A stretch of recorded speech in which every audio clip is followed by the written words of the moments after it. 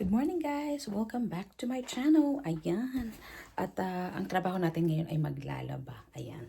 At habang ginagawa ko to, naisip ko yung meron akong isi-share sa inyo guys about sa mga task or about sa anong pwede nyong gawin sa loob ng bahay kapag halimbawa ang alaga nyo ay tulog or kung ano yung mga kasama sa trabaho mo as bilang nanny. So, ayan. First and foremost, ako nga pala si Canadian Pinay, taga Canada, at 10 taon na po akong nanny dito sa Canada, at 3 years and a half po ako sa Hong Kong.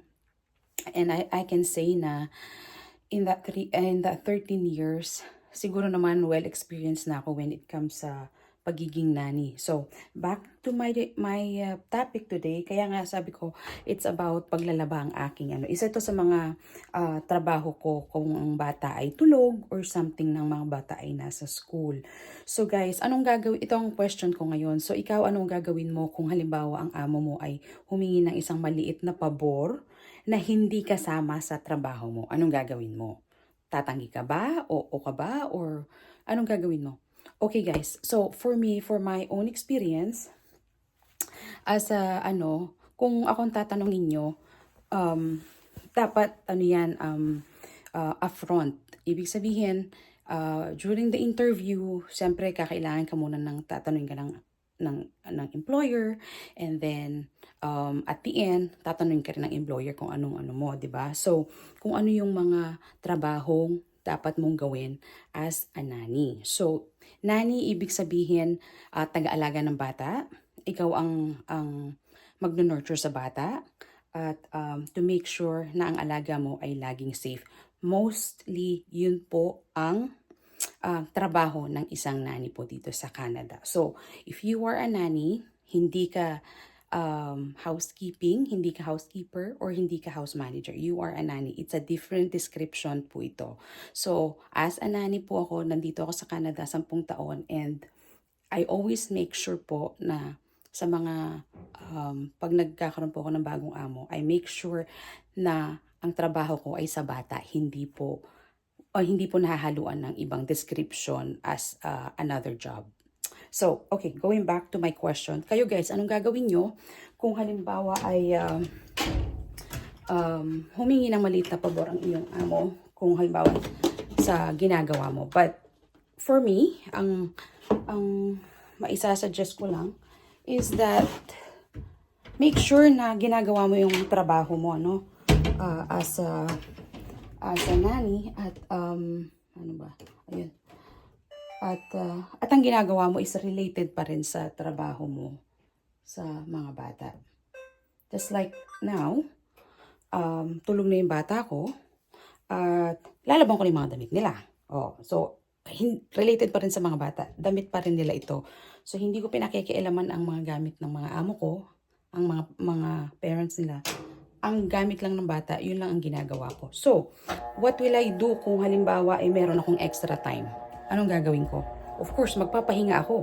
I need that. Kailangan ko ng pahinga kasi I need ng rest para sa susunod na halimbawa gumising ang alaga ko, ay focus ako kasi meron akong energy.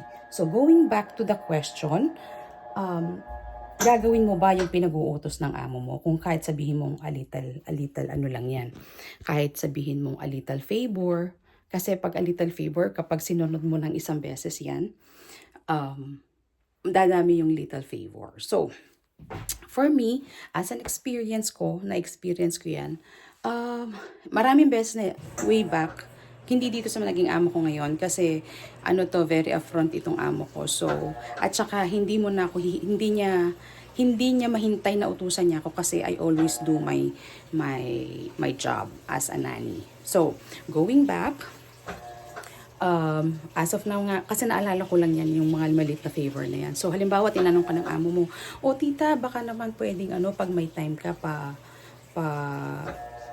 tupi naman ito or palinis naman ito.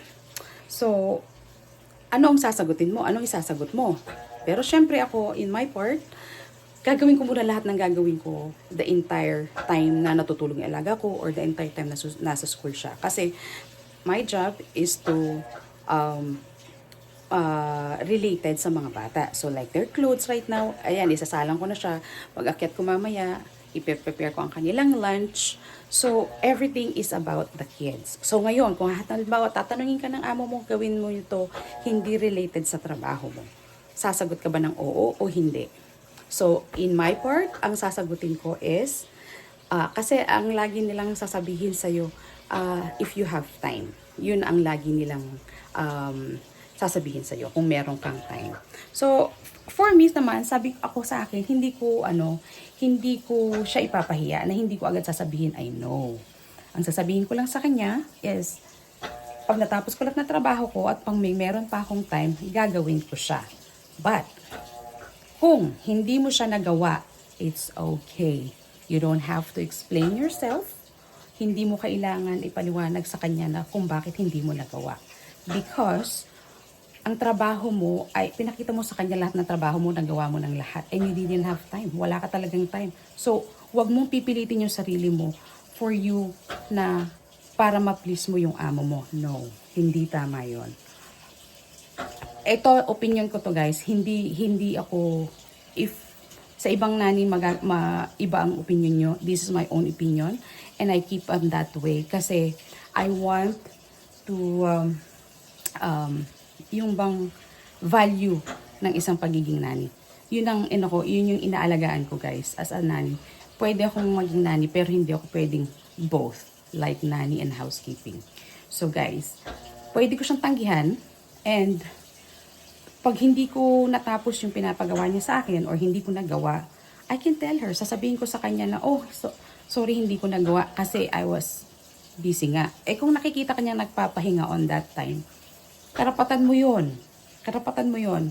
Kasi, hindi mo sasabihin, hindi ibig sabihin na nakaupo ka na, nagpapahinga ka na. No. Hindi ibig sabihin, you need that time. Kailangan mo yung time na yun na magpahinga ka para sa susunod na, halimbawa, gigising na yung alaga mo, mas focus ka sa kanya, mas malakas ka, at hindi ka feeling cranky. Kasi nga, imagine mo guys, kung gagawin mo yung pinapagawa niya sa'yo, and at the end of the lagi kang nagra-rush, and then pagising na nung alaga mo, ngarag ka na, ano pang lakas mo na may ibibigay dun sa alaga mo, right? So, guys, it's okay. It's okay na hindian, or it's okay na hindi mo magawa. Well, ngayon, kung tatanungin ka niya, bakit hindi mo nagawa? Simple.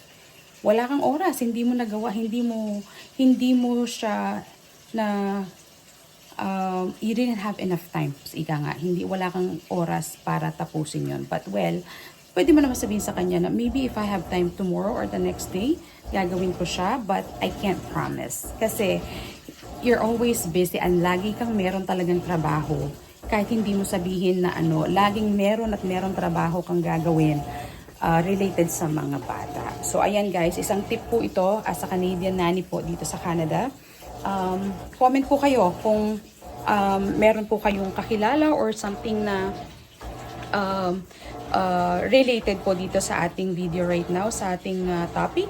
It's up to you guys kung it's your point of view. But for me, ang sinishare ko lang is yung experience ko during those years, experience ko from my previous family at sa mga in my 13 years of service bilang Canadian Pinay po. So, ayan po guys. I hope may na-share po ako sa inyo. And if you like this video, kung may kakilala po kayo about this one, please share, like, and subscribe po tayo. Okay? And I hope this is the beginning po to share my journey as a Canadian Pinoy po. Canadian Pinay. Okay guys? So, see you! Bye-bye!